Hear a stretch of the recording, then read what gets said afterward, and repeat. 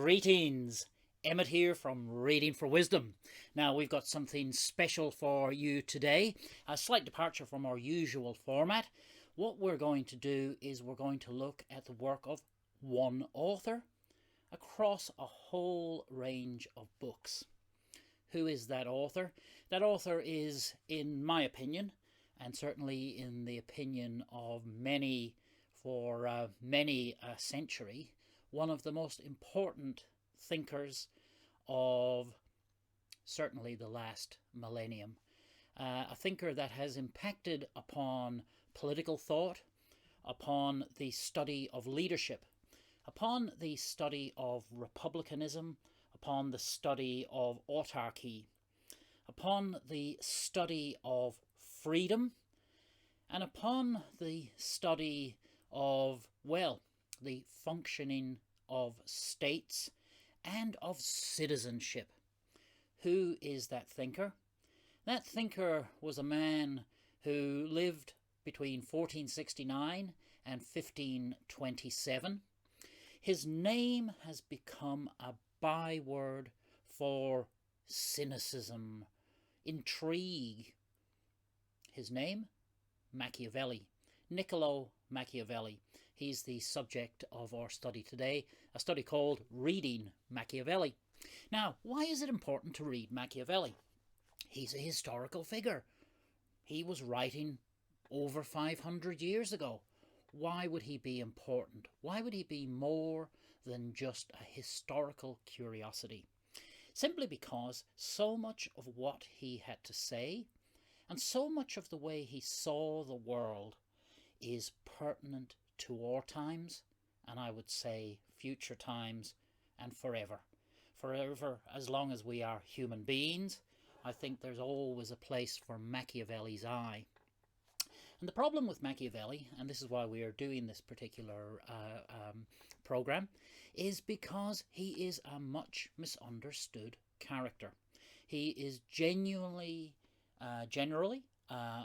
viewed or understood through one of his works, and that is the famous Il Principe, or The Prince. And The Prince has become a byword for, I think, everything that is cynical and dark in politics. But Machiavelli was more, so much more than just one book. And that book itself can only be understood when reading his whole oeuvre and when looking at his context, his age, and his time. And some of the themes that Machiavelli brings to us are themes like the secular, the here and now, the of this earth. Even though he wrote and grew up and lived in times dominated by the church, he was a very secular person. You do not find God an awful lot in his work. You find very little Christianity as such in his work. He certainly wasn't dismissive of religion, but he saw really the study of human affairs, as it had always been long before Christianity or any other religion, to be the thing worth studying, and the good life exemplified by some of the great figures in history. He saw that as a thing to learn from and to follow. He also saw the wisdom in studying enemies and tyrants and fools and the fallen and learning from them, learning from their mistakes. He is a rich character, Machiavelli.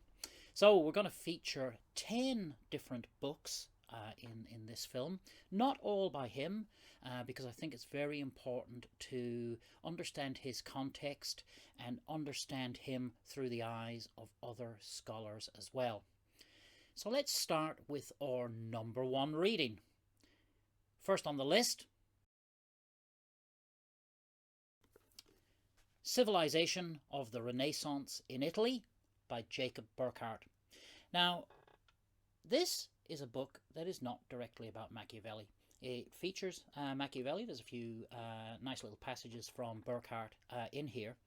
But what I think is important about this book is that it gives the reader, in a very, very accessible way, the whole panoply, the horizon, the whole full-depth picture of the Renaissance. And the Renaissance, of course, is the time in which Machiavelli lived in, and he was one of the major contributors to Renaissance art. Renaissance, of course, being the rebirth, the renewing of culture, of classical culture, the classical culture of Rome and Greece, through revised interests from the artists, the thinkers, the politicians, the writers of this period, drawing back from their time into the past to learn great lessons and to apply them for their context and, of course, our future. Burckhardt wrote this in 1860, a Swiss historian. He actually invented the whole concept of the Renaissance. Before Burckhardt wrote this wonderful book, there was no sort of true scholarly sense that here was an epoch, and certainly here was an epoch worth studying. And in this book, Burckhardt gives us it all. He looks at every facet of Renaissance, particularly the Italian Renaissance life. He covers politics, he covers the arts, he covers society, he covers sex, morality, even paganism, witchcraft. Everything is in here. This is a really good place to start. And the language, surprisingly, even though this was written in 1860, the language is very alive and sparkles still for us today. Highly recommended. We'll be giving the details for this book and all the book we feature later on in the show. The second book we're going to feature is a great compilation of essays, and this was first published in 1964. It's edited by J.H. Plumb, a great English historian, and features lots of wonderful essays by writers like Joseph Bronowski and Hugh Trevor Roper, many, many more beside. And this great work has a nice pithy chapter on Machiavelli, but also sits that chapter in alongside other pieces about figures like Leonardo da Vinci. And of course, some of you may be aware, da Vinci and Machiavelli were friends. They knew each other, they worked together. In fact, Machiavelli led to at least one piece of work being commissioned by the state of Florence from da Vinci. Other chapters on politics in the Renaissance, art in the Renaissance. This is a really good place to start. I'm sure there are much more up-to-date studies on the Renaissance than Plumb's and Burckhardt's, but these are two that I've treasured for a long time and highly recommend. Now, on to Machiavelli himself. The third piece that we're going to feature is quite an important book. 1961, J.R. Hale, again another great British historian. And Hale wrote a very concise, comprehensive history, view, analysis of Machiavelli, his times and his thoughts. Now, why do I highlight this, and why am I highlighting these other books? I think again because it's very important. Before you actually really read Machiavelli himself, you need some signposts, you need some guidance. The last thing we would want to see is people put off by Machiavelli, by maybe some of his works being a little bit archaic in their language or translation, just a little bit difficult to follow, again without guidance. Hale is a really good place to start. As I said, 1961, rarely bettered.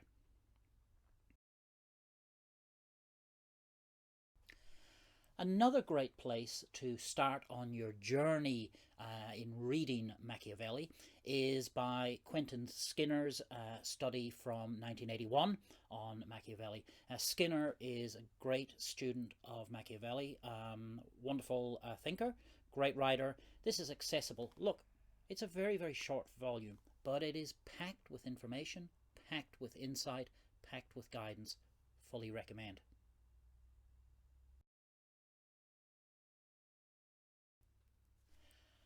For our next book, a very amusing series that I love. I have lots of these for beginners books dotted around my library on all sorts of different subjects. I pick them up in secondhand bookshops for a few dollars here and there, and they're always a great investment. For those not familiar with the For Beginners series, it's a highly richly illustrated series of books. Features all sorts of cartoons, pictures of the time, cutouts. It's almost like a graphic novel. And this one on Machiavelli is just a really, really neat introduction to his life and to his works. And it's a very simple read. I won't call it a simplistic read because it's not. It's actually quite a sophisticated work. And lots of nice pictures and lots of illustrations really to guide our thinking. And it's particularly good in illustrating and putting alongside some of Machiavelli's thoughts, ideas, and his times, contemporary pictures and illustrations from figures, of course, like Leonardo da Vinci, some of the artworks from Florence, and also some really good commentary on modern followers and acolytes of Machiavelli, whether they admit it or not.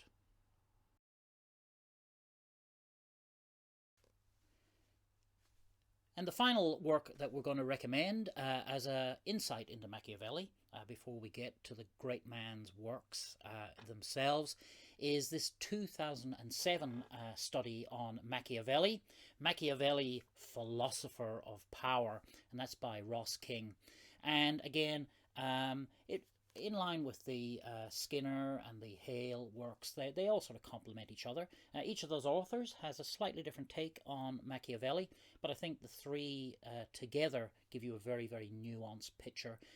This is quite up to date, very well written, very easy to follow, but again, some nice little insights along the way into the great man, his thinking, his life, and his times.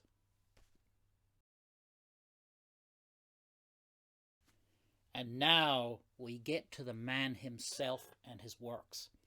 And I think, again, and I can't emphasize this enough, to have study guides, to have signposts, to have tour guides to Machiavelli, I think is quite important. Because as you delve into his work, you can do so in a way that I think can mislead. And Machiavelli is a playful character. He is a very subtle thinker. He's also a very chaotic thinker. His mind goes in many, many different ways. So without the wisdom of some of the great scholars to help guide us, it can be difficult to understand Machiavelli himself and where he's coming from.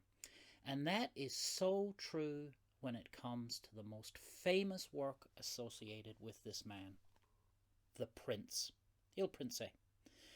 And this was written by Machiavelli shortly after his exile from power. It was written in 1513.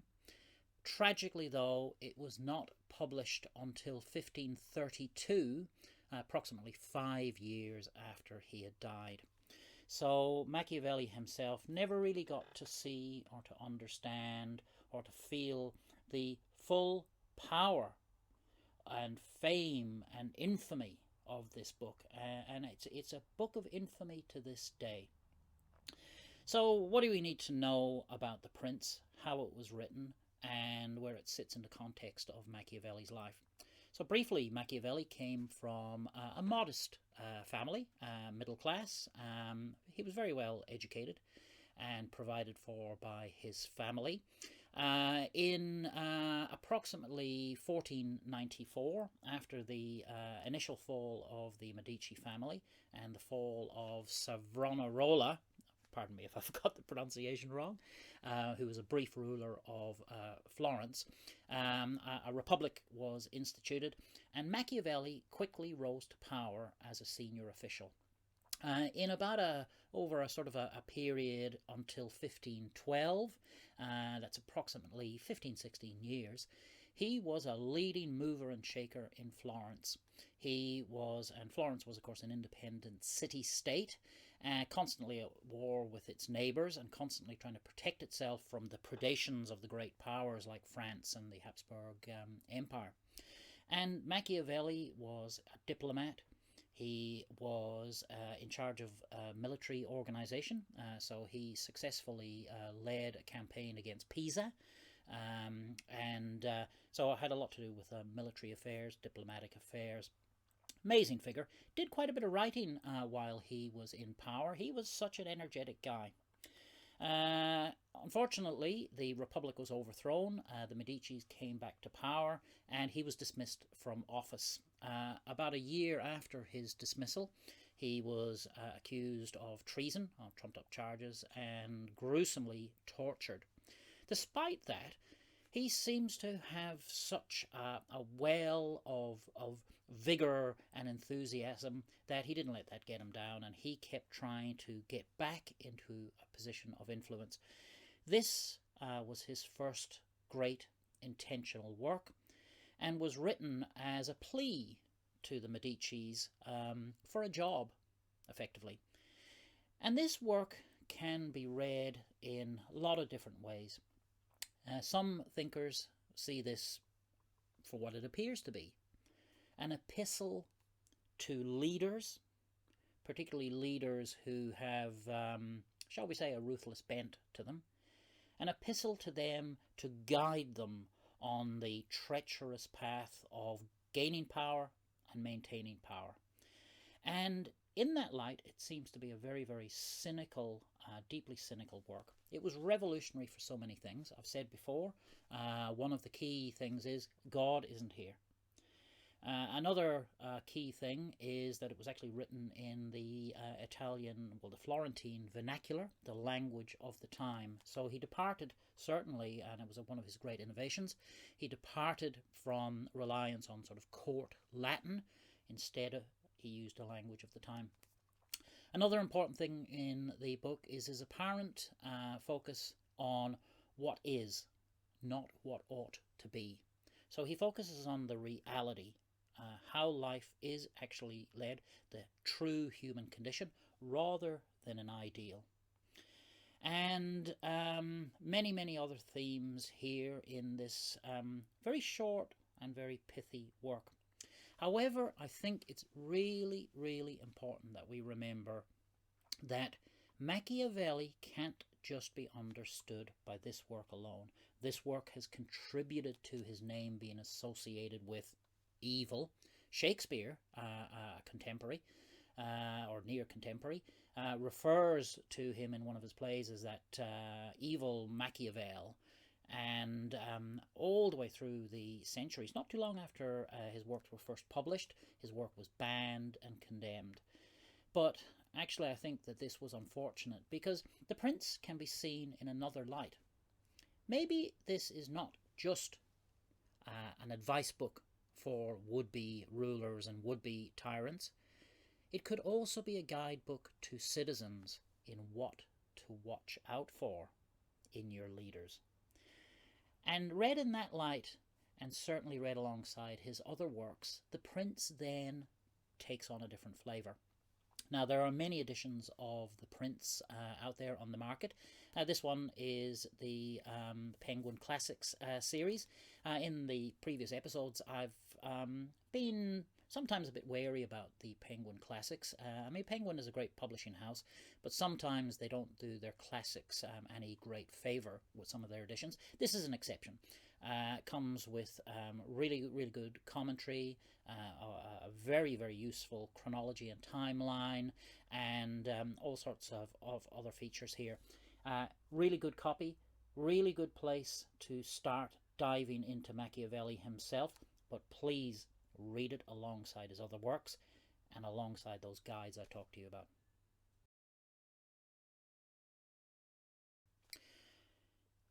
The next work by Machiavelli we're going to look at comes sort of next in the main chronology of his big body of work, Discourses on Livy. This was first written in 1517, but like The Prince was not published until after his death. It was published about 1531. Now it's when we get here to the Discourses that we see another side to Machiavelli. And this is Machiavelli the patriot, Machiavelli the republican, Machiavelli the believer in citizenship, citizen rights, citizens' responsibilities. Now, he does this in a funny construct where he supposedly starts off looking at the works of Livy, the great Roman writer, but in fact, he sort of meanders and his thoughts are all over the place here. And he really reflects on his times, what he has seen in his times, what he understands from the times that preceded it, and how he interprets how good men could make the future. It's a very complex work. People have spent lifetimes wading through this, trying to pull out the essence of what Machiavelli is getting at. It's not the easiest read, but it really is essential. It really is an essential piece to dig into if you're to really get that fuller picture of the times Machiavelli led in and what his body of work was meant to say to us. This edition, again, one of the Penguin Classics, and this is another really good one by them. And it's made all the more powerful by a fantastic essay from Bernard Crick. That's quite a lengthy essay at the beginning that really sets out what you're going to read. It really sets out the context of the time and gives you signposts to what Machiavelli is trying to say to us. Key work. Now, the third piece of writing from Machiavelli that we're going to look at is a compilation, and it's a compilation of all of his writings. It's the Essential Writings of Machiavelli, edited with commentary by Peter Constantine, and of course translated by him as well. This is essential. It is a superb collection to have. Now, it gives the prints in its full text and an interesting translation. Interesting to compare the translations between this and the Penguin Classic. It then gives some excerpts from the Discourses and the history of Florence, which we'll come to in a little bit. But importantly, it gives the whole text to the Art of War. And the Art of War was Machiavelli's next really important work, and the only important work of his, of sort of political commentary, that was published in his lifetime. So it was written in 1519, published 1521. The Art of War is an important piece of strategic writing. It's very much of its time, though. Does The Art of War by Machiavelli have much to tell us about today? I'm a bit dubious. It's also written in a dialogical style that was something that Machiavelli quite excelled in, but it's very much of its time. It's a dialogue, much like Plato's dialogues between Socrates and his various different interlocutors. Art of War is a dialogue, and in that it is difficult, I think, sometimes for the modern reader, particularly if you're used to works by Clausewitz and folk like that, to have thought portrayed in a dialogue is something more challenging to get through. So Art of War doesn't stand up as well today. Don't think it really tells us as much today, more than his other works, but he certainly was an important military thinker of his time, and that's an important thing to remember about Machiavelli. But look, one of the key things about this volume, though, is that it contains Machiavelli's fictional pieces, his prose and drama. And what is often forgotten about him is that he was a great playwright. In his lifetime, the Mandrake, which is still performed to this day, was met with much acclaim in cities like Venice, and rapturously received, a very witty tale. And he had quite a few other pieces of sort of theatre, play, fiction, we might want to call them today, that were reasonably successful in his lifetime. and show really what a broad person he was. He wasn't just this figure enamored with and studying power. There was much, much more to this man. And another really crucial thing, and the thing I enjoy most when reading Machiavelli, is when I read Machiavelli in his own true voice, when he is writing without any other sort of ulterior motive. And what this work has is many of the letters, some of the very famous letters that he wrote to some of his friends and associates. One of the most beautiful ones, and very sad, is the famous letter he wrote to a friend, really describing his life after his downfall. So he was exiled from Florence. He spent many, many years in the wilderness as such, desperately trying to get back to political work, but didn't really succeed in that until near his death. But luckily for us, he spent that time writing. And there's a wonderful passage where he talks about being in his fields and his farm and dealing with the peasants, and then going drinking with them in a tavern, and then coming home all covered in mud. And he goes upstairs to his library, locks himself away, puts on his courtly gowns, and surrounded by his books, he converses with the great thinkers of the past. And it's a beautiful passage. It's a sad passage, but it tells us a lot about the relationship that Machiavelli had with previous authors, previous writers back to the Roman age. And he's very, very honest, and he wears his heart on his sleeve about where his influences come from. It's very human from this very human humanist.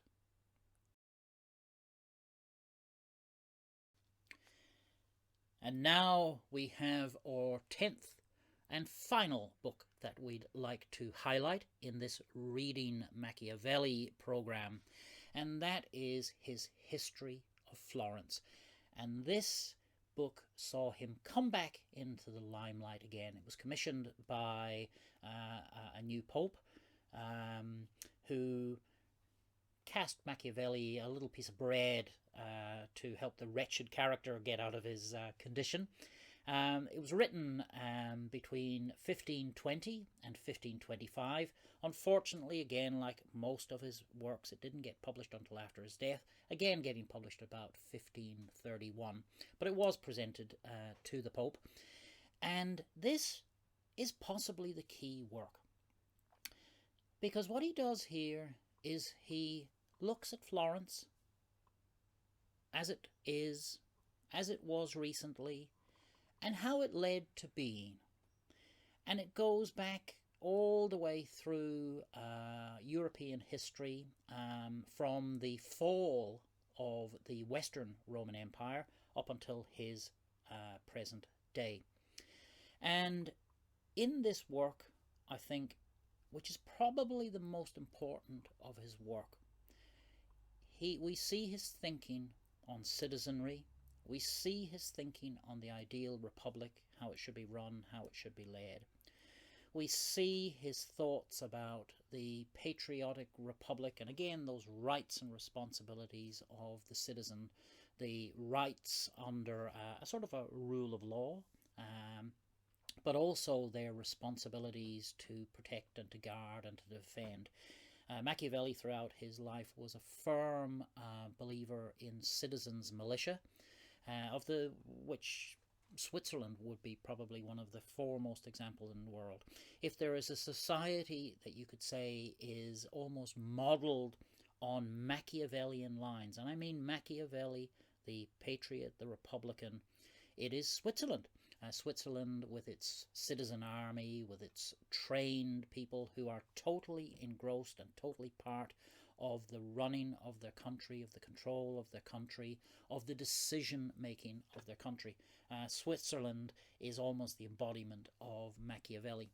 And that might surprise some, again, who see Machiavelli as this byword for evil and corruption. He is not that. So this work, at the end of his life, is probably his... yes, it's a complete articulation almost in all his thoughts. So this is an edition from Harper. There are many other editions around. I've had this one for years. Really like it, really enjoy it. But I do recommend, if you're going to delve into Machiavelli, do it in the way we've described. So, look at his works. Get a good collection of stuff. Discourses. The Prince. These are all really, really important. But again, I honestly believe that it's only through the guidance of good thinkers, other people who have studied Machiavelli, that you will really be able to grasp. It's a big oeuvre of work. I first started reading Machiavelli, The Prince, of course, when I was about 14, and have been enamored with the writer ever since. I find him hugely witty. I find him wry, sarcastic. I think he would be one of the great conversationalists. I think he would be a dinner party guest par excellence. I can just imagine sitting around a dinner table with Machiavelli and maybe Winston Churchill and a few folk like that, and just being intoxicated by the thought of these wonderful people. But remember, Machiavelli has to be seen in the context of his time, and what a time it was. And that's why, again, I would say Burckhardt, that initial tour guide to the Renaissance, the man who invented the idea of the Renaissance, Burckhardt, still really, really relevant, read, and important to this day. And if you can get a nice little guide with wonderful writers like Plumb's edited Penguin Book of the Renaissance, then you will be in for a treat. And so much about the Renaissance still has relevance to this day. We can learn, we can learn, we can learn. So I hope you enjoyed this edition of Reading for Wisdom. A bit of a different format than we usually do, but I hope you found it a worthwhile guide as an entree into Machiavelli.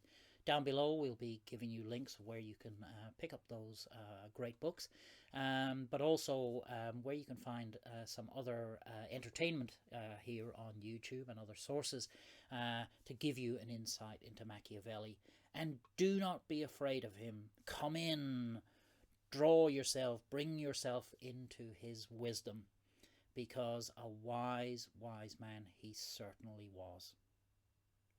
If you liked this program, please do give us a like, subscribe, keep following us here on YouTube. Thank you to all our current subscribers. Give us some feedback and follow the links below to some other work. See you next time.